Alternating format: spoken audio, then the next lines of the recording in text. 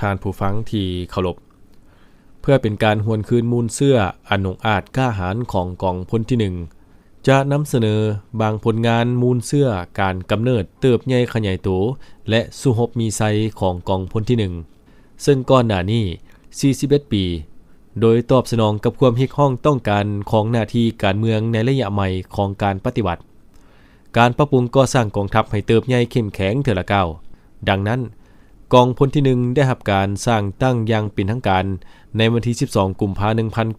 1985การกำเนิดเกิดขึ้นของกองพลที่1เป็นเหตุการณ์การเมืองครั้งประวัติศาสตร์ของชาติของกองทัพเฮาแม้นขีดหมายอันสำคัญยิ่งใหญ่ที่ส่องแสงให้เห็นการเติบใหญ่ขยายโตและเข้มแข็งของกองทัพประชาชนลาวภายหลังได้รับการสร้างตั้งขึ้นกองพลที่1ก็ได้มอบหน้าที่ปกปักรักษานครหลวงเวียงจันทน์ลงก่อสร้างรากฐานการเมืองและสมทบกับกำลังท้องถิ่นกวดล้างกลุ่มกองปุ้นอยู่แขวงเวียงจันทน์เขตพิเศษไสสมบูรณ์และบ่อนอื่นๆพร้อมกันนั้นก็ได้ปรับปรุงก่อสร้างกำลังให้เติบใหญ่เข้มแข็งและเพิ่มพูนผลิตผลแก้ไขชีวิตการเป็นอยู่ของพนักงานนักรบในกลุ่มกองให้นับมือดีขึ้นสหายพันเอกคำซาวลินทกุลแก้วหัวหน้าการทหารกองพลที่1ให้ฮู้ว่าขบวนวิวัฒน์แห่งการกำเนิดเติบใหญ่ขยายโตและสุหบมีไซของกองพลที่1ได้แบ่งออกเป็นรายระยะพ้นเด่นกุมูแม่นการเข้าร่วมบรรทบตาแสงนาบ่อน้อยเมืองบ่อแตงแขวงไสยบุรีเป็นเวลา68วันคืนตลอดระยะเวลาดังกล่าวสามารถรักษาและเสริมขยายมูลเสื้อสุหบอย่างพิละอาจหารองค์อาจกล้าแกนในนี้สุหบทั้งหมด29ครั้งฆ่าศัตรูตาย182บักบาดเจ็บ386บักปัดเคลียร์ศัตรูออกจากวงสุหบ568บักยึดอาวุธได้ทั้งหมด56กระบอกยึดสนามปืนใหญ่106มมได้1สนามยึดและกู้มินได้113หน่วยจักรติดต่อสื่อสาร3เครื่องแผนที่การทหาร1สุดพร้อมกระสุนจำนวน1ผ่านการสุหบบรรทบบ่อแตนได้มีบรรดากรมกองร่วมหมู่และบุคคลได้รับการย่องย่อสรรเสริญจากภาครัฐอย่างสมเกียรติในนี้กองพลได้รับนามยศเป็นกองพิละอาจหารมี1กองพันน้อยและ4กองห้อย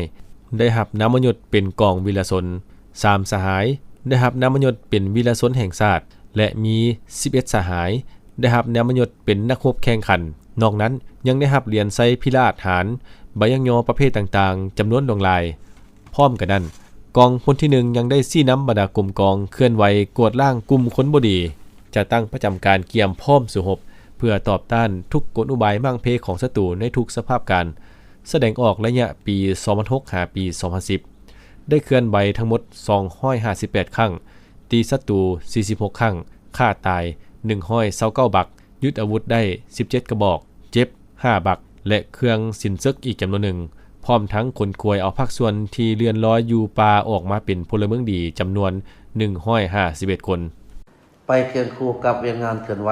เฮ็ดให้สภาพมีความสงบของคนที่1ได้เอาใจใส่ศึกษาอบรมการเมืองนำพาแนวคิดเฮ็ดให้พนักงานนรบมีความจงรักภักดีบริสุทธิ์สัตย์ซื่อต่อพรรคต่อประเทศชาติต่อประชาชนเสื่อมซึมกันแน่นแนวทางนโยบายของพรรครัฐในแต่ละระยะรับรู้เสื่อมซึมต่อหน้าที่การเมืองของกองทัพก็คือกองเป็นอย่างดีต่างนาฝึกแอบหำเฮียนศิลปยุทธ์โยธาวิธียกสูงระดับการทหารยกสูงความสามารถของพลังงานบรรษานำพาให้สูงขึ้นเรื่อยๆผ่านการเคลื่อนไหวเฮ็ดหน้าที่เวียกงานของตนได้เฮ็ดให้กองพลที่1ได้รับการยกย่องสรรเสริญจากภาครัฐอย่างสมเกียรติสหายพันเอกคำซาวลินทกุลแก้วให้ฮู้ตื่มอีกว่าในปี2015หา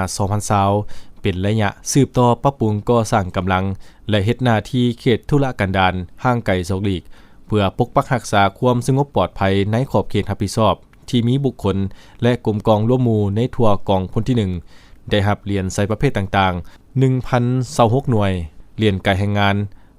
815หน่วยเหรียญเกียรติคุณ56หน่วยใบย่องย่อประเภทต่างๆ 1,371 ใบสั่งรวมแล้วตลอดระยะ41ปีแห่งการสร้างตั้งและการเติบใหญ่ขยายตัวและสุหบมีใส่อย่างบ่ฮู้อิดหูเมื่อยของกองพลที่1พนักงานนักรบพวกเฮา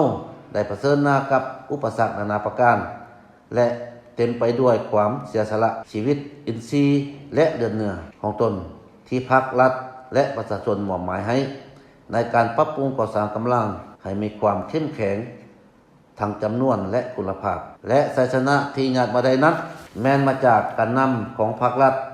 โดยเฉพาะแม่นการชี้นำอย่างใกล้ชิดติดแทบจากคณะนำกระทรวงประกันประเทศได้มาจากความสามัคคีเป็นเอกภาพความตัดสินใจบุกบืนนำใจสู่ชนเสียสละและหัวคิดประดิษฐ์สร้างของคณะพรรคกรรมการของพลแต่ละรุ่นพนักงานระบบแต่ละสหายและอำนาจการปกครองท้องถิ่นพ่อแม่ประชาชนบรรดาเผ่าบรรดาบริษัทห้างห้านทั้งภาครัฐและเอกชนอ้อมข้างทางใดรับการช่วยเหลือจากประเทศเพื่อนมิตรของพวกเฮาโดยดีตลอดมาในโอกาสอันมีความหมายความสำคัญนี้สหายยังตั้งนายคณะพรรคคณะบัญชาพนักงานนักรบในทั่วกองพลที่1แสดงความรู้บุญคุณต่อการนำภาครัฐคณะนำกระทรวงป้องกันประเทศซึ่งย่ำใดก็ได้เอาใจใส่ชี้นำพากองพลที่1เฮ็ดสำเร็จหน้าที่อันมีเกียรติสง่าของตนโดยดีตลอดมาขอแสดงความรู้บุญคุณอย่างล้นเหลือต่อการเอาใจใส่อุ้มสู้ช่วยเหลือเบื้องแย้งของอำนาจการปกครองและพ่อแม่ประชาชนบรรดาเผ่าในขอบเขตตนรับผิดชอบที่ได้เอาใจใส่เบื้องแย้งทางด้านวัตถุและจิตใจให้แก่กองพลคือกับว่าเป็นครอบครัวเดียวกันสมแล้วกับคำเว้าที่ว่ากองทัพกับประชาชนคือป่ากับน้ำตัดแยกออกจากกันบ่ได้ขอแสดงความรู้บุญคุณอย่างสูงต่อบรรดาสหายคณะนำกองพลแต่ละหุ่นพนักงานอาวุโสบำนาญตลอดฮอดพนักงานนักรบทุกสหายที่ได้ประกอบส่วนอุทิศเหือแหงสติปัญญาเขาในการปรับปรุงก่อสร้างกองพลตลอดระยะที่ผ่านมาเฮ็ดให้กองพลทหารราบที่1เติบใหญ่ขยายโตอย่างบ่หยุดยั้งเพื่อเป็นการปรับปรุงก่อสร้างกองพลที่1ให้เติบใหญ่เข้มแข็งในทุกด้านประกอบส่วนเขาในการก่อสร้างกองทัพเฮาก้าวขึ้นเป็นกองทัพปฏิวัติที่มีแบบแผนทันสมัยสหายยังได้เรียกร้องให้บรรดาสหายนาและพลทหารทั่วกองพลทหารราบที่1จงพร้อมกันเสริมขยายมูลเสื้ออันดีงามของกองทัพและของกลุ่มกองเสริมขยายน้ำใจฮักเสื้อแพงชาติมีความจงรักภักดีต่อประเทศชาติต่อประชาชนเป็นเจ้าการกำแน่นและจะตั้งปฏิบัติแนวทางของพรรคกฎหมายของรัฐให้ถูกต้องเพิ่มทวีความสามัคคีภายใน